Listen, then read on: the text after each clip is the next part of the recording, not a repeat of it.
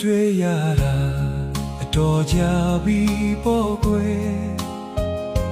သူလွမ်းပြေဖို့ကိုစားပြုလိုက်မယ်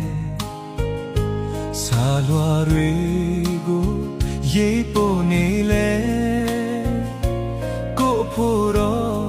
ဒီအလွမ်းလေးကဖြစ်မပြေ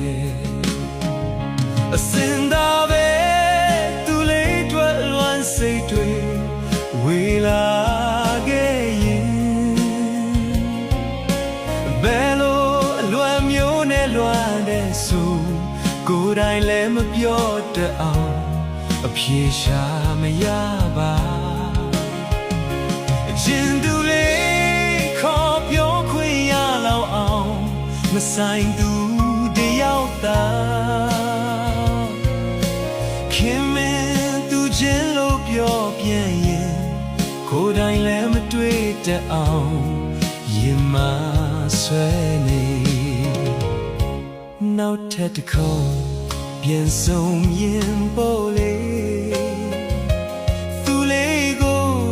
တော့ပြန်ပြီးမေးချီမယ်ရင်ခိုလာသူကိုအဖြစ်လို့ပဲမင်းလေးတယောက်ခံစားမိရဲ့လားကွယ်